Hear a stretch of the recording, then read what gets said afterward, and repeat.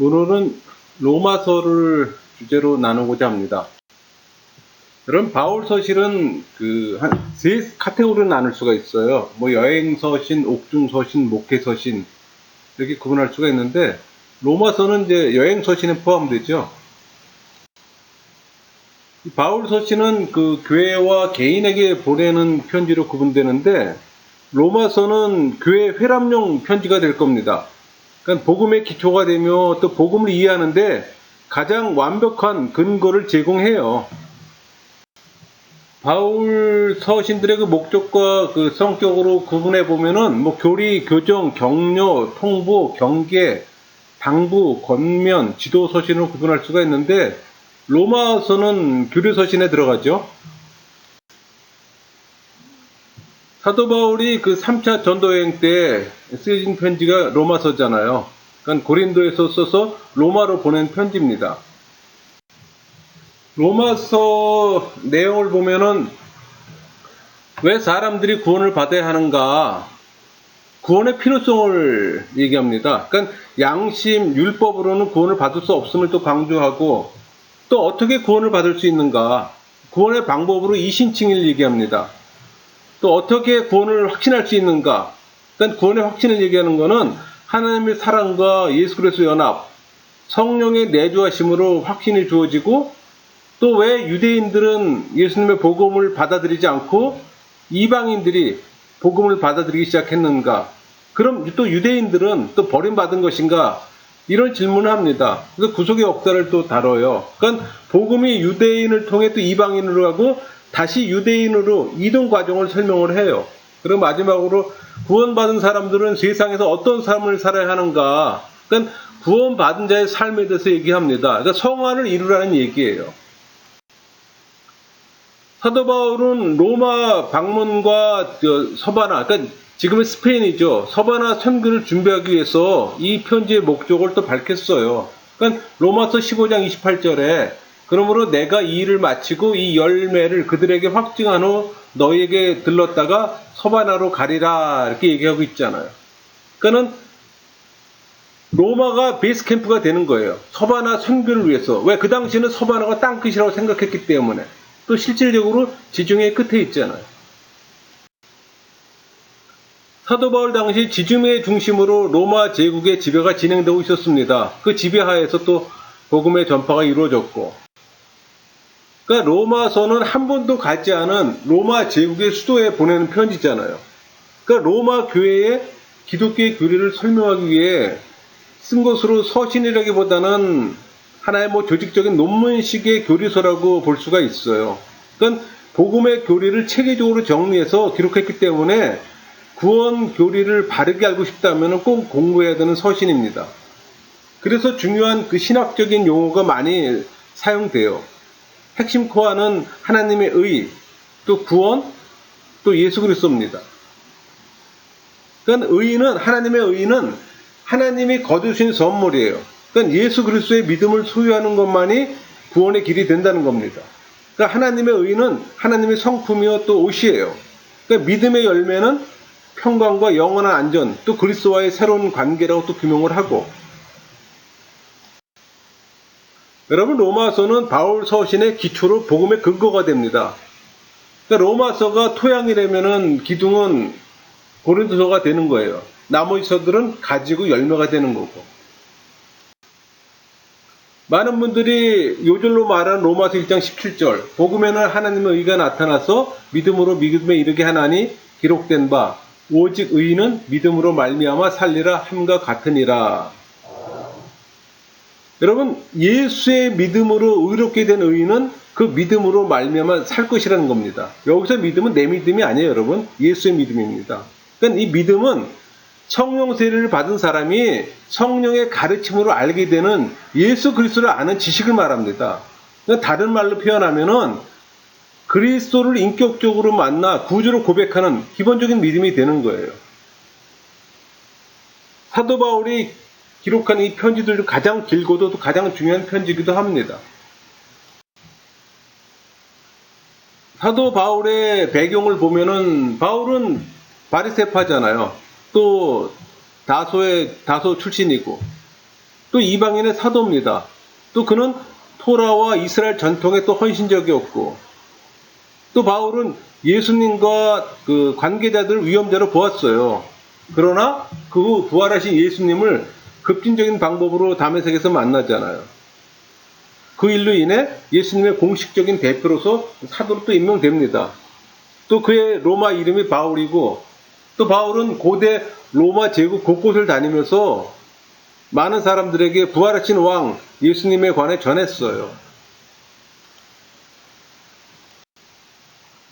복음을 전하자 그를 따른 자들이 또 생겨나고, 또 교회라는 공동체가 생겨나는 거잖아요.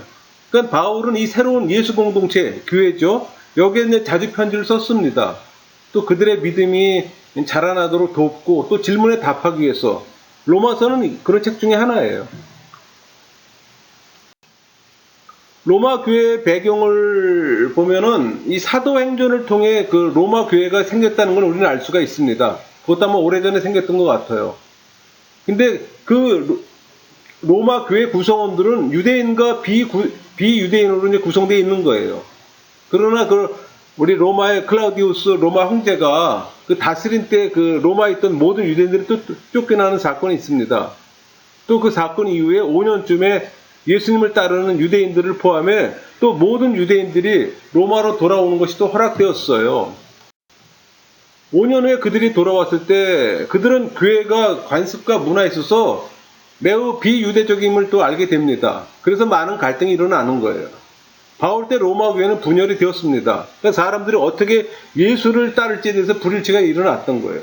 그들은 비유대인 신자들과 논쟁하게 되고, 또 그 내용을 들여다보면 뭐 독신, 음식 규정, 안식일, 할례 그걸 지켜야 된다는 유대인들의 주장, 그걸로 대립이 되는 겁니다. 사도 바울의 이 편지 목표는 나누어진 로마 교회가 하나로 연합되기를 원했어요. 또 실제적인 목적은 아까도 얘기했지만 스페인으로 가는 모든 길로 나아가는 그의 사역을 위한 베이스 캠프로 로마 교회를 또 세우기를 원했고, 그래서 이러한 것들이 그 바울이 복음을 가장 완벽하게 설명하는 글을 쓰도록 동기부여를 하고 결국 기본적인 구원 체제를 제시하게 되는 겁니다. 그 내용을 들여다보면은 복음은 바로 예수님의 삶, 죽음, 그리고 부활에 관한 굿뉴스예요. 또 사도 바울은 하나님의 전반적인 구원 계획에 있어서 유대인과 이방인의 관계를 설명하라고 애썼습니다.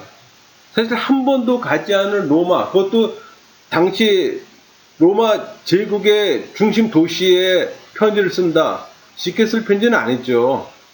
그러니까는 논리적으로, 체계적으로 아주 구원을 가장 아주 잘 쓴 편지이기도 합니다. 우리 이 로마서를 4단락으로 구분해 보면은 1장부터 4장, 뭐 5장부터 8장, 9장부터 11장, 12장부터 6장 이렇게 4단락으로 구분해 볼 수가 있는데, 그러나 그것은 복음이 하나의 그 긴 흐름의 설명으로 통합됩니다. 바울에 따르면 복음은 무엇보다도 하나님의 의를 드러내는 것이고, 또 그건 또한 새 인류를 창조하는 겁니다. 또 이스라엘에 대한 하나님의 그 약속을 성취하는 거고, 또 이것이 교회를 하나 되게 하는 복음이라는 거예요.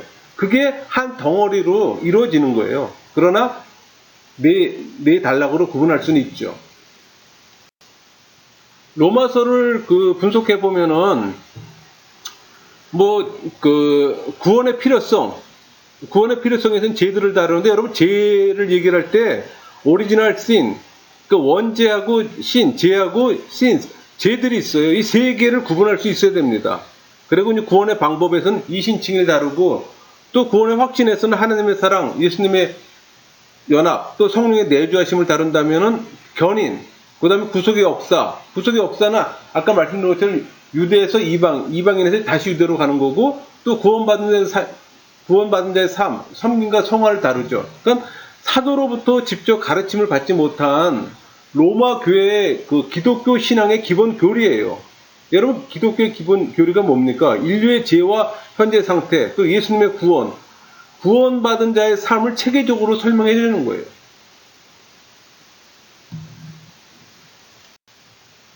우리 1장에서 4장까지의 큰 주제는 하나님의 의를 드러내는 겁니다. 그러니까 바울은 예수님에 대한 그 복음을 전파하기 위해 예수님께 임명받은 사도로 자신을 소개하는 것으로 이 편지를 시작합니다. 그러니까 부활하신 예수님께서 어떻게 이스라엘의 메시아이신지, 그리고 또 어떻게 하나님의 아들이시고 열국의 왕인지 그걸 설명하는 거예요. 그러니까 예수님께서는 이제 그의 사랑의 법 아래로 오도록 모든 사람을 부르십니다. 여기서 의는 바울에게 있어서 구약 성경의 중요한 단어입니다. 그 참고로 여러분, 그 로마서에서 아까 제가 죄와 죄들을 구분해라 그랬잖아요. 그러니까 로마서 1장 1절부터 5장 11절까지는 죄라고 나오면 그 다 죄들입니다. 그 다음에 5장 12절에서 8장까지는 죄를 다루는 거예요. 1장에서는 그 이방인들의 죄를 다룹니다. 그러니까 우상 숭배에 빠진 그 이방인들의 그 종교적 죄와 그들의 도덕적 죄를 책망해요. 근데 그 책망의 근거를 창세기에서 갖고 오는 거예요. 창세기 3장에서 11장까지의 내용을 설명으로 시작합니다. 어떻게 열방은 죄와 우상의 범죄에 걸렸는지를 보여주는 거예요. 반면에 2장은 유대인들의 죄를 다뤄요. 그러니까 사도 바울은 하나님의 심판은 유대인에게도 똑같이 지금 적용됨을 얘기합니다. 그러니까 율법과 그에 대한 유대인의 책임에 대해 설명하고, 또 행함이 없는 유대인들의 잘못을 지적하고, 또 참 유대인에 대해서 정의를 내려요. 그러니까 이 이야기로 이스라엘도 열방과 마찬가지로 도덕적으로 깨어졌고 죄와 우상 숭배에 빠졌음을 보여주는 거예요. 오히려 이방인들이 범죄적이었다면은 유대인들은 더 범죄적인 거예요. 왜? 이스라엘은 실제로 이방인보다 더 큰 범죄에 걸렸다는 걸 보여주는 겁니다. 그들은 토라를 가져서 더 잘 알아야 했기 때문에. 그 죄에 대한 인식이 유대인들이 더 알 수 있는 기회가 많다는 거예요. 그렇기 때문에 동일한 죄를 범해도 더 큰 범죄가 되는 거예요. 3장에서는 전 인류의 죄들을 다룹니다. 그러니까 바울은 하나님의 그 신실성과 공의성을 증거하면서 모든 인류는 다 죄인임을 밝혀요. 그리고 또 하나님의 의가 그리스도를 통해 계시되며 또 사람은 오직 믿음으로만 의롭다 하심을 얻는다고 선포합니다. 그러니까 바울의 결론은 이방인과 이스라엘을 포함한 모든 인류는 희망이 없어 갇혀서 오히려 하나님 앞에 죄인이라는 거예요. 그러니까 예수님에 관한 복음이 하나님의 응답인 거예요.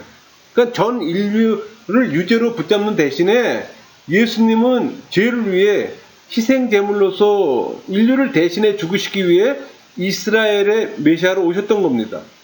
그러니까 예수님은 우리를 대표해서 당신을 드린 거예요. 그러니까 우리가 일으킨 고통의 결과와 죄와 범죄의 모든 것을 당신에게 담으시고 죽으셨던 겁니다. 그리고 그는 부활하셔서 모든 것을 이기셨고, 그것이 또 다른 사람에게도 유용하도록 제공하는 새로운 부활 생명이라는 걸 설명해 줍니다. 예수님은 우리처럼 되셔서 또 우리도 예수님 같이 될 수 있게 하셨던 거예요. 그리고 사도 바울이 말하는 거는 하나님이 예수님을 믿고 신뢰하는 자들을 어떻게 의롭게 하셨는지, 또 이제 칭의는 바울에게는 또 다른 중요한 구약의 용어입니다. 아까 의가 구약의 용어에서 중요한 용어라면 칭의 또한 마찬가지예요. 그러니까 그것은 하나님의 의에 관련한 것이고, 또 그것은 문자적으로 의를 선언하는 것을 의미합니다. 그러니까 예수님이 우리 대신 이 행하신 일 때문에 우리는 칭의는 새로운 지위를 얻는 거예요. 죄를 묻는 대신에 사람이 하나님과 올바른 관계에 있고 용서받았음을 선언하는 겁니다. 여러분, 칭의는 새로운 가족 되었음을 선포하는 거예요. 그러니까 예수님의 믿음을 소유한 사람들은 하나님의 사람에 포함이 되는 겁니다. 또 칭의는 새로운 미래를 열어줘요. 하나님의 은혜로 변화된 새 삶의 여정을 시작하는 미래를. 그래서 칭의에 관한 모든 것은 그리스도 안에 있는 믿는 자들에게 주신 하나님의 선물인 거예요. 그래서 믿음에 의해 의롭다 인정되는 일이 칭의입니다. 예수 안에서. 4장에서는 하나님의 언약의 가족이 된다는 것이 무엇인지, 무엇을 의미하는 건가에 대해서 암시를 통해 살펴볼 수가 있어요. 이것도 마찬가지로 창세기 15장 아브라함의 이야기로 들어갑니다. 그러니까 아브라함의 경우를 예를 들어서 의롭다함을 얻는 것은 행위에 있지 않고 할례와도 무관하고 오직 믿음으로만 가능하다는 걸 말하잖아요. 그러니까 이스라엘에 주어진 율법 이전부터 아브라함은 하나님 앞에 옳다 인정함을, 즉 의롭다고 선언됐던 거예요. 어떻게? 하나님은 아브라함이 하나님의 축복을 받는 열방의 아버지가 될 것이라고 약속하셨어요. 그러나 그의 아내 사라는 늙었고 자녀를 가질 수가 없었잖아요. 그럼에도 불구하고 아브라함은 확고한 믿음을 가졌고 또 하나님의 약속을 신뢰하니 하나님은 그를 의롭다고 선언했던 겁니다. 그래서 바울은 이제 아브라함이 하나님의 새 언약의 가족의 아버지가 되었다고 말하는 거예요. 그리고 그것은 또 열방으로 퍼져나가고, 그러니까 하나님이 약속에 충실한 하나님을 신뢰하는 자들로 구성이 됩니다. 또 하나님의 약속을 아브라함의 성취하신 예수 메시아를 믿는 자들로,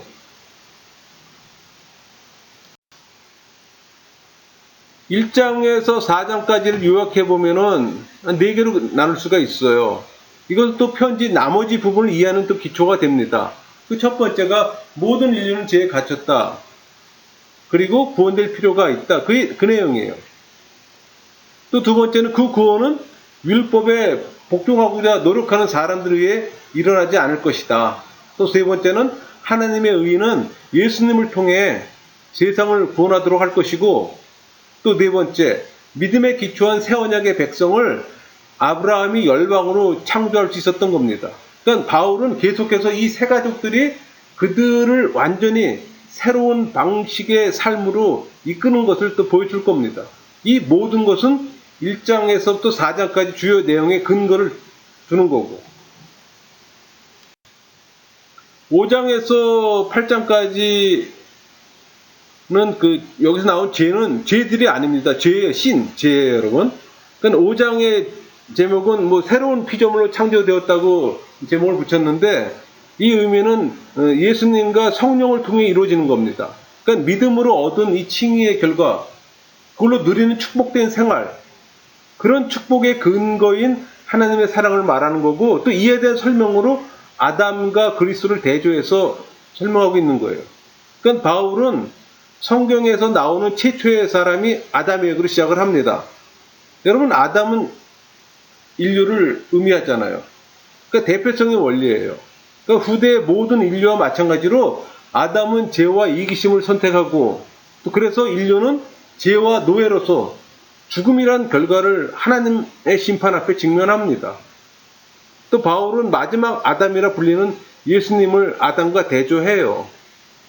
그러니까 하나님에 대한 신실한 순종과 희생의 사랑을 그의 행동을 통해 보여준 예수님은 당신의 생명을 다른 사람에게 선물로 제공하고 또 그들이 하나님 앞에 의롭게 될 수가 있게 하는 겁니다. 그래서 예수님은 새 인류의 머리로 계시고 또 새 인류는 예수님이 주시는 선물로 변화되어 가는 거예요. 6장은 성화의 원리와 실천을 설명하는데, 이 바울은 로마에 있는 기독교인들에게 예수님을 따르기를 선택한다는 것은 아담 같은 과거 사람을 떠나 예수님 같은 새로운 사람을 향해 들어가는 것이라고 상기시켜 줍니다. 그러니까 세례가 이러한 전환의 신성한 상징이에요. 그러니까 옛사람은 예수님과 함께 죽었고 새 사람이 예수님과 함께 죽음으로부터 일으켜진다는 겁니다. 그러니까 사람이 예수님의 믿음을 가지면 그 사람의 생명이 예수님의 생명과 연합되는 거예요. 그러니까 예수님께서 발생한 사실은 우리의 사실이 되는 거고, 여러분이 자신의 정체성을 예수님과 같은 인간으로 받아들일 때 여러분은 자유하게 되고 전심으로 하나님과 이웃을 사랑할 수 있는 사람이 되는 겁니다.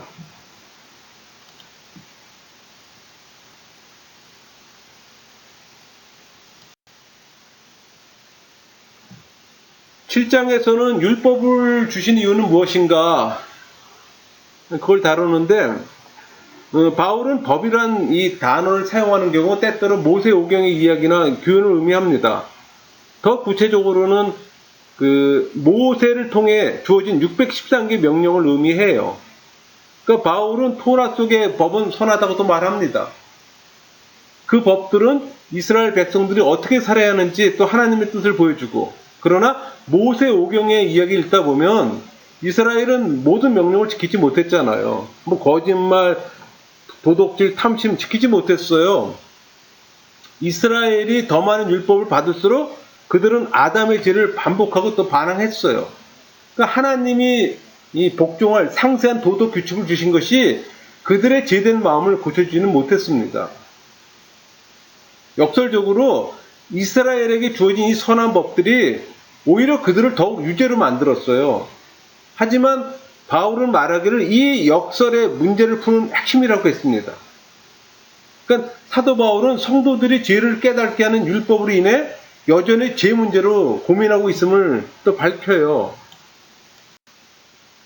8장은 로마서의 핵심장으로서 구원의 확신과 환희의 장이라고 말할 수 있어요. 그러니까 생명의 성령의 법에 의한 죄에서의 해방과 죽음으로부터의 승리 뒤에 오는 축복, 그리고 승리의 확신에 대해서 말하고 있습니다. 그러니까 죄가 사람의 마음에 자리 잡고 있고 또 토라는 그것에 대해 아무것도 할 수 없는 것을 분명히 하라는 겁니다. 그런 의도가 있어요. 또 그들은 자유롭게 전심으로 하나님과 이웃을 사랑할 수 있게 또 하기 위한 요인이 되기도 합니다. 9장부터 11장까지 이스라엘에 대한 하나님 약속의 그 성취를 다룬다면 9장은 이스라엘의 선택이에요. 무슨 말인가 하니 예수님을 메시아로 받아들이지 않는 이스라엘 사람들을 향한 자신의 고통을 드러냅니다. 그러니까 그런 구약의 이야기를 통해 과거 이스라엘 백성들을 떠올리는 거예요. 그러니까 육신적으로 아브라함의 계통, 이스라엘의 혈통이라고 자동적으로 언약의 가정이 되지 않는 걸 상기시켜 주는 거예요. 우리 아브라함, 이삭, 야곱에서는 에서가 있잖아요. 그런 에서가 있음에도 불구하고 야곱의 계통으로 내려갔잖아요. 그러니까 하나님은 항상 아브라함의 가족의 일부를 선택했어요. 그리고 당신의 약속을 이어가셨고, 그리고 현재 시점에서 그것을 이어가게 될 사람들은 바로 예수님을 따르는 사람들이에요. 그래서 사도 바울은 오랫동안 우리에게 아브라함의 가족 안팎의 사람들은 하나님의 뜻을 저버렸음을 또 보여줍니다. 그러니까 이스라엘 백성이 금송아지를 만드는 것과 바로의 반란 등 사람의 거절에도 불구하고 또 그걸 사용하셔서 하나님의 구원 계획을 수행했어요. 그러니까 하나님의 선택에 관해 참 이스라엘은 하나님을 믿는 자임을 또 입증하고, 또 그런 선택은 하나님의 주권을 또 말하고, 그러니까 믿음에 의지하지 않고 행위로 의를 추구한 이스라엘의 실패를 적나라하게 지금 말하고 있는 겁니다.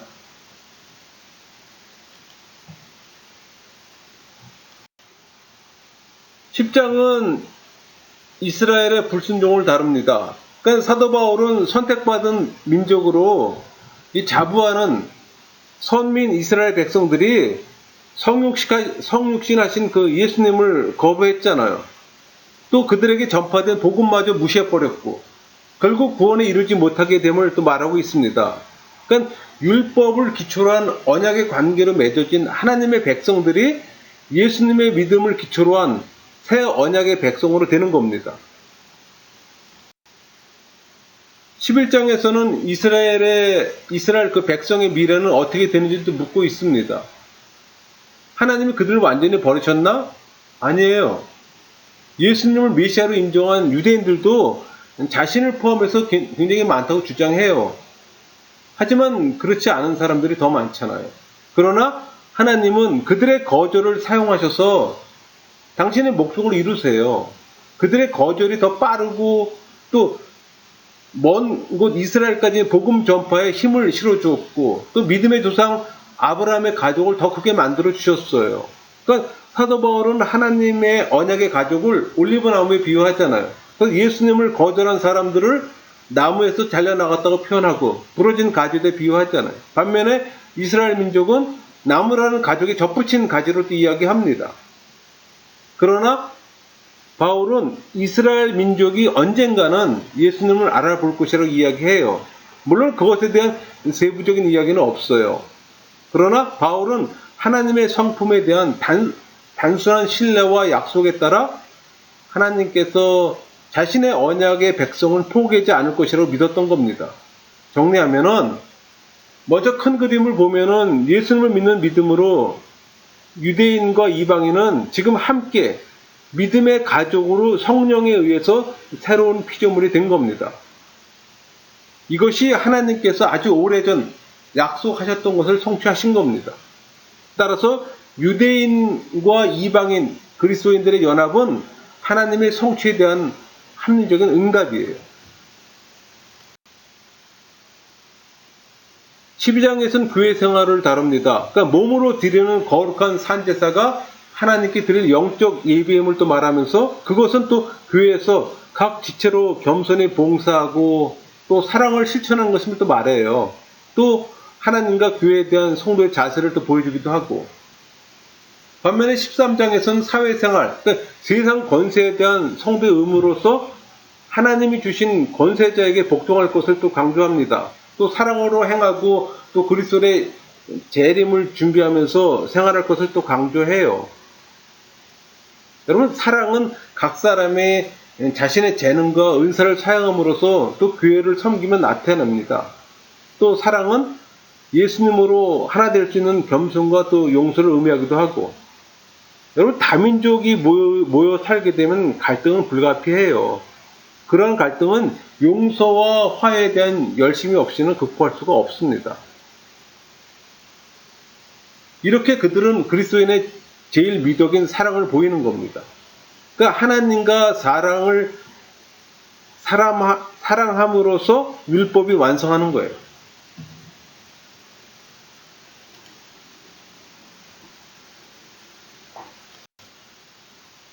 14장, 15장에서는 그 로마 교회의 민족적 분열의 치료를 다룹니다. 그러니까 그 문제들은 유대인들의 음식에 관한 법과 안식일, 할례에 관한 거예요. 여러분, 유대인들에게는 지금도 마찬가지지만은 이 음식, 커셔죠? 그런 걸 스칼 전부 다 붙이는 거 외에는 먹을 수가 없잖아요. 또 안식일, 할례, 이런 것들은 절대적이잖아요. 그러니까 이것은 2000년 전이나 지금이나 동일해요. 유대인들에게는. 그러니까 바울은 말하기를 이러한 관례들은 누가 예수님의 가족인지 아닌지를 정하지 않는다고 단정을 짓습니다. 무슨 얘기인가 하니 각기 다른 비본질적인 문제에 대해서 은혜로 처리하는 모습을 보여주는 거예요. 그러니까 서로를 존중하는 걸 배운다고 강조합니다. 그것이 사랑으로 치유하고 예수님의 가족으로 연합하는 겁니다. 여러분, 구원 교리 문제가 아닌 것들은 신학적인 문제예요. 신학적인 문제는 서로 다른 의견을 낼 수가 있어요. 그러니까 신학적인 문제로 토론은 하되 싸울 필요는 없다는 얘기예요. 교회의 문제는 뭐냐면 성경에 나왔다고 해서 전부 다 그걸 교리로 잘못 오해하는 거 그렇지 않아요, 여러분. 교리는 구원에 관한 문제예요. 그 문제는 피터지게 싸워야죠. 왜? 그건 절대적인 거기 때문에. 그래서 개혁주의는 세대주의에 써야 하는 겁니다. 왜? 구원의 교리가 다르기 때문에. 16장은 바울은 자신의 편지의 마지막 장에 베베 자매를 소개하면서 시작을 합니다. 베베는 갱그레아 교회 일꾼이잖아요. 또 그녀는 편지를 전달하는 영광을 얻었고, 어쩌면 그 편지를 처음으로 로마 교회에서 크게 읽어주지 않았나 하는 생각도 해봐요. 바울은 마지막으로 오랫동안 보지 못한 많은 사람들에게 또 안부를 전합니다. 그리고 끝이에요. 이제 이 편지의 조각들을 함께 맞춰지면서 하나의 큰 그림이 되어갈 때 로마서가 얼마나 대단한 걸작인지 알 수가 있는 겁니다. 지금까지는 로마서 장들을 다뤘고 이제 보충 좀 하겠습니다. 로마서는 바울 신학의 초석이자 신앙생활의 반석이에요. 저는 로마서 하면 10장 10절이 마음에 와닿더라고요. 그러니까 성령께서 역사하심으로 사람이 그리스도의 믿음과 시인에 이르게 됨을 또 나타내고, 그래서 의에 이루는 것은 또 그리스도의 대속으로 얻어진 의잖아요. 칭의를 말합니다. 그러므로 마음으로 믿는 것과 입으로 시인하는 것은 신앙의 기초면 또 전부라고 말할 수 있어요. 이 로마서에서는 핵심 단어들이 몇 개 나오는데, 뭐, 죄, 심판, 뭐, 칭의, 성화, 뭐, 승리, 하나님의 주권, 이렇게 핵심 단어들이 나오는데, 죄에 대한 부분을 좀 다뤄볼게요. 여러분, 구원에 있어서 이 죄에 대한 인식이 가장 중요한 부분이고 시작이기 때문에 죄에 대한 개념의 이해가 안 되면 구원 자체의 정확한 이해함이 형성되지 않아요. 여러분, 죄를 sin이 되는 거죠. 뭐 죄는 오리지널 sins가 있어요. 그러니까 오리지널 sin은 원죄가 될 것이고 또 이 sins는 죄들이 되잖아요. 세 가지로 구분할 수가 있어야 됩니다. 여러분, 보통 죄를 많은 사람들은 원죄로 생각해요. 그렇지 않아요. 아담으로부터 물려받은 것이 아닙니다. 죄는. 원죄라는 말은 아담에게만 사용돼요. 우리한테는 해당되지 않습니다. 나머지 사람들은 죄인이란 용어로 사용을 해야 합니다. 그러니까 아담만이 죄 없음과 죄 있음을 경험했잖아요. 그러나 우리는 죄 없음을 경험하지 못했어요. 그래서 우리 안에 원죄가 있다는 말은 틀린 말입니다. 아담에게만 원죄가 있어요. 그러니까 후손들은 우리는 원죄로 말미암는 죄로 표현합니다. 보통 원죄를 죄하고 이퀄으로 보는데 물론 경향성은 일치하나 동의어는 아니에요, 여러분. 구원의 시작은 죄를 회개하는 겁니다. 회심이죠, 이거는. 어려워요. 쉽게 깨달아지는 것이 아닙니다. 왜? 성령의 도움 없이는 깨닫기 어렵기 때문에. 이 죄는 내 문제가 아니에요, 여러분. 죄를 인식시킨 후에 복음을 전해야 합니다. 여러분, 복음을 전할 때 예수 그리스도의 복음 전해봐야 그거 쉽게 받아들여지지 않아요. 그 자신이 죄인임을 깨닫게 해준 죄를 알리는 게 더 중요합니다. 그러면 복음을 전하는 사람이 죄와 죄들의 개념, 원죄에 대한 개념을 이해해야 되잖아요. 그러니까 죄의 개념을 인식시켜야 된다는 거예요. 여러분, 죄악을 기획했지만 행한 건 납니다. 그러니까 종교인은 이 죄와 죄들을 구분 못하고 죄들을 회개하는 거예요. 근데 여러분, 죄들을 회개하면은 하나님이 용서하신다고 하는데 그렇지 않아요. 그건 거짓 회개입니다. 구별 못하면 구원받지 못해요. 이 죄의 회개는 우리가 할 수가 없어요. 죄의 경향성을 깨달으면 우리는 무능함을 깨닫고 자기 부정을 하게 됩니다. 하나님이 싫어하는 죄가 내 안에 있는 거예요. 여러분, 자연이 중생하지 못한 사람들 있죠? 영적으로 하나님에 대해서는 맹인입니다. 하나님의 특별 계시가 없이는 참된 하나님을 알 수가 없다는 얘기예요, 여러분. 그러니까 죄를 걷어내는 것도 결국 성령의 사역이지 우리가 할 수 있는 게 아니에요. 우리가 할 수 있는 건 죄들. 그러니까 예수님을 통해 하나님을 알 수 있는 방법을 고려할 때 이 성령의 내적 조명을 생각해야 하는 겁니다. 그 로마서 우리 3장 10절 11절 보면 기록된 바 의인은 없나니 하나도 없으며 깨달은 자도 없고 하나님을 찾는 자도 없다, 이런 표현을 하잖아요. 깨달는다는 건 죄에 대한 인식입니다. 그 하나님을 찾는 방법이 없다는 건 방법론을 모르기 때문에 찾는 자가 없다는 얘기예요, 여러분. 여러분, 구원의 시작은 그 죄를 회개하는 거라고 했잖아요. 그러려면 죄와 죄들의 구분이 있어야 되는 겁니다. 죄들 신스가 되는 거죠. 여러분, 회개하는 건 우리가 보통 회개한다 그랬잖아요. 그러려면은 죄의 구분이 필요합니다. 다르다는 인식이 필요하다는 얘기예요. 그러니까 죄는 하나의 인격체로서 우리 안에 거하는 경향성이에요. 이 죄는 경향성, 성향으로 표현을 합니다. 근데 이 죄가 의지를 갖고 있어요. 내 영혼 안에 있는데 내가 아니야. 경향성으로 존재하는 거예요. 독립된 하나의 인격의 경향성으로. 여러분, 우리 성령의 내주하심이라는 표현을 하잖아요. 하나님의 의지를 가지신 분이 내 안에 들어오는 겁니다. 그때 이제 믿음이 형성되는 거고, 그게 예수의 믿음이에요.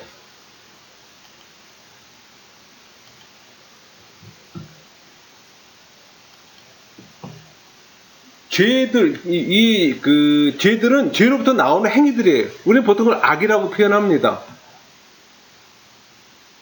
가시적으로 볼 수 있는 형태로 나타나는 거예요.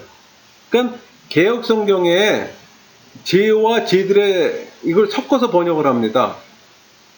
그래서 구분이 안 돼요, 잘. 예를 한번 들어볼게요. 우리가 나무가 있어. 감나무가 하나 있다고 칩시다. 이 감나무는 신이 되는, 죄가 되는 거예요. 근데 감나무에서 감이 열리잖아요. 그건 신스, 죄들이 되는 겁니다. 그러니까 죄에서 죄들이 열리는 거야. 생명의 원천이 나무잖아요. 그러니까 우리가 보통 죄인이라고 말할 때는 우리가 악을 행해서 죄인이 아니에요. 모든 사람은 이 신, 죄가 있습니다. 왜? 경향성으로 영혼에 거하는 거예요. 내가 아니야. 그러니까 바울은 이 죄를 말하는데 피 흘리게 싸우라는 말은 이 죄와 싸우라는 말입니다. 그러니까 죄의 바른 인식이 필요하다는 얘기예요. 근데 우리는 죄의 개념은 없고 죄들에 대한 개념이 있는 거야. 여러분, 예수님이 우리 대신 죽으신 것은 이 죄 때문이지 죄들 때문이 아니에요. 죄는 내가 아니므로 내 책임이 아니에요. 이건. 우리 로마서 3장 22절 곧 예수 그리스도를 믿음으로 말미암아 모든 믿는 자에게 미치는 하나님의 의인이 차별이 없느니라. 이 믿음에 대한 부분을 설명하는 건데 여러분 여기 예수 그리스도를 이거 직접 목적어잖아요. 어떤 대상을 믿는다는 거예요. 여러분 우리는 예수님을 믿는 게 아니라 예수님의 믿음을 통해서 우리가 구원을 받는 거예요. 그러니까 내가 예수님을 믿어서 구원받는 게 아니라 예수님의 믿음이 내 안에 들어옴으로 인해서 구원을 받는 겁니다, 여러분. 근데 이게 우리 지금 개역개정에는 번역이 지금 좀 잘못됐는데 영어 성경이나 헬라어 성경을 볼게요. 우리 영어 성경을 보면은 in, of, 이 의라는 소유격이 표현됩니다. 우리 이 헬라에서도 마찬가지예요. 피스테오스, 소유격을 얘기를 하는 거예요. 피스테오스 앞에 디아가 있잖아요. 무엇을 통해. 그러니까 예수님의 믿음을 통해. 이렇게 번역이 달라요. 그러니까 예수님의 믿음이 우리에게 구원을 주셨다. 우리에게 온 겁니다. 그러니까 예수를 믿는 것이 아니라 예수님의 믿음을 받아야 하는 겁니다. 그러니까 내가 예수 그리스도의 믿음 안에 들어가서 예수님의 믿음을 갖게 되는 겁니다. 그럴 때 새로운 생명체가 되는 거예요.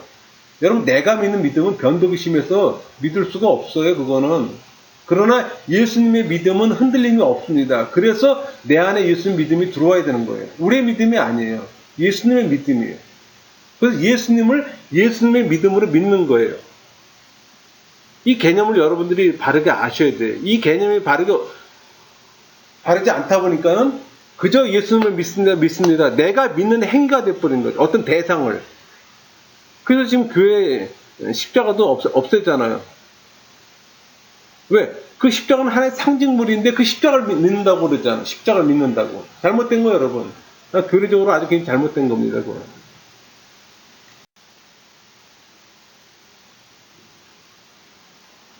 우리 다시는 우리가 죄에게 종노하지 아니함이라 6장 6절 말씀이잖아요. 그러니까 우리 에베소서 말씀 옛사람을 벗어버리고 새사람을 입으라. 우리가 불신자일 때 이 죄를 믿고서 힘들어 하잖아, 다들.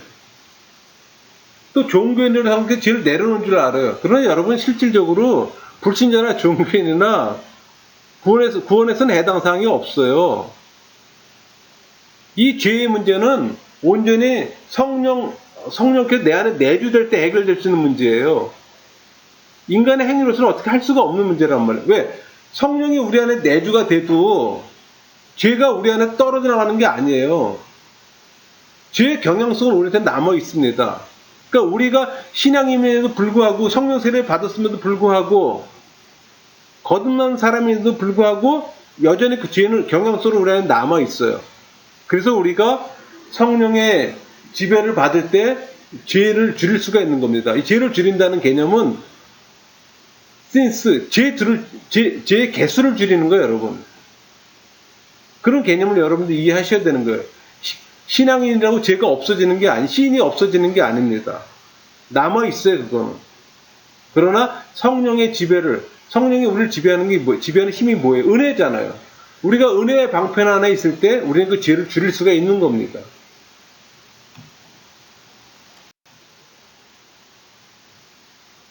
우리 로마서 8장 29절, 30절 아주 구원의 교리를 아주 잘 표현한 말씀이에요. 하나님이 미리 아신 자들을 또한 그 아들의 형상을 본받게 하기 위하여 미리 정하셨으니 이는 그로 많은 형제들 중에서 맏아들이 되게 하려 하심이니라. 또 미리 정하신 그들을 또한 부르시고 부르신 그들을 또한 의롭다 하시고 의롭다 하신 그들을 또한 영화롭게 하셨느니라. 예정, 선택, 소명, 칭의, 영화, 우리 구원의 핵심 요리가 다 나오잖아요. 구원의 황금고리라고 얘기합니다. 이것을 지금 5단계로 표현되는데 이것을 뭐 9단계, 10단계로 또 표현하잖아요. 자, 보면 10단계로 표현한 거예요. 구원의 여정입니다. 이 성령 사역이죠. 소명, 중생, 회심, 연합, 칭의, 양자, 성화, 견인, 확신, 영화. 구원의 여정이에요. 근데 이게 전부 다 로마서 안에 다 있는 내용들이에요, 여러분. 그래서 구원에 관한 책으로서는 로마서처럼 체계적으로 정리해 놓은 게 없어요. 여러분, 우리 구원을 얘기할 때 과거적 구원, 현재적 구원, 미래적 구원으로 구분할 수가 있어요. 과거적 구원은 소명, 중생, 회심, 연합, 칭의, 양자로 표현한다면 현재적 구원은 성화, 견인, 확신일 것이고 죽는 순간에 이루어지는 미래적 구원은 영화가 될 것이고 실질적으로 사실 우리 인간의 구원은 우리의 사역이라기보다 하나님 사역이라고 보는 게 더 정확합니다. 여기서 보면은 지금 과거적 구원은 구원받았습니다. 현재적 구원은 구원받아가고 있습니다. 미래적 구원은 구원을 받을 것입니다.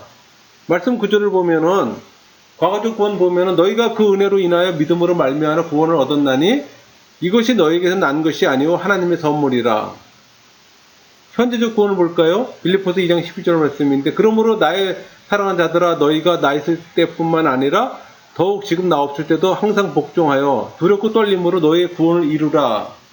이 표현은 이미 구원의 확증은 얻었지만 매일매일 삶 속에서 구원의 증거들을 실증하며 살아감을 시사합니다. 미래적 구원을 볼까요? 디모데후서 4장 18절 주께서 나를 모든 악한 일에서 건져내시고 또 그의 천국에 들어가도록 구원하시리니 그에게 영광이 세세에 무궁토록 있을지어다. 여러분 구원파가 언제 구원받았냐고 물어봤을 때 역으로 물어봐야 됩니다. 어떤 구원을 얘기하는 거냐고. 과거적 구원을 말합니까? 현재적 구원을 말합니까? 아까 보았던 그 구원의 여정은 성령 하나님의 사역이라면은 우리 구원에 관련해 또 성자 예수님의 사역이 있어요. 그게 계시, 대속, 화목, 구속, 화해, 승리잖아요. 그러니까 예수님이 오심으로써 하나님의 사랑과 공의를 또 보여주셨고 또 십자가에서 나 대신 죽으심으로 내 죄값 치러주셨고 그게 대속이잖아요. 그렇게 함으로써 하나님의 진노를 풀어보시고 화목, 나의 죄와 죽음에서 해방시켜주고 그게 구속이라면 하나님과 나와 친밀하게 교제할수록 해주신 것이 화해입니다. 또 나를 사탄의 권세에서 완전히 해방시켜준 것이 또 승리가 될 것이고 그러니까 우리 구원 사역은 성부 하나님, 성자 하나님, 성령 하나님, 삼위 하나님의 공동 사역이에요. 제가 구원의 교리를 짧게 한번 축약해서 설명을 해볼게요. 삼위 하나님은 신격 안에서 교제를 나누시고 또 구속 언약을 맺습니다. 또 성부 하나님은 창조와 타락을 기획하시고 또 어떤 자들을 구원에 이르도록 또 선택하시고 또 이를 통해 다른 자들을 정죄받도록 작정하세요. 반면에 성자 하나님이 택자들만을 위한 또 속죄를 이루도록 실행하시고 또 성령님이 그리스도의 속죄를 택자들에게만 또 적용하십니다. 그러니까 예수님은 이 선택받은 자들을 위해 대성물로 죽으시고 또 그 택자들을 위해 땅에서 율법의 의를 획득하시면서도 완벽한 삶을 또 사세요. 즉 그리스도의 죽음과 삶 모두가 구원에 필요한 겁니다. 반면에 성령 하나님은 내적으로 그러니까 저항할 수 없는 은혜를 통해 속죄를 택자들에게 적용시켜주고 또 그들이 믿기 전에 또 그들을 거듭나게 하시고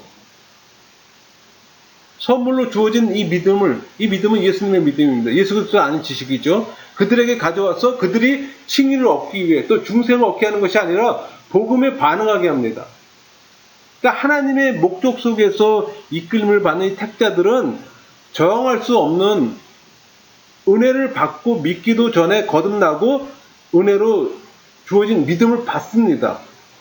이 믿음은 택자들이 예수님께서 땅에 사시면서 이룩한 의, 그러니까 율법을 지킬 수 있는 의를 획득할 수 있도록 또 그들로 하여금 복음을 믿을 수 있게 해줘요. 근데 여러분, 이 의는 칭의를 얻는데, 여러분, 로마서는 이 복음에 관해 복음의 기초, 진리, 완성, 결과를 체계적으로 설명하잖아요.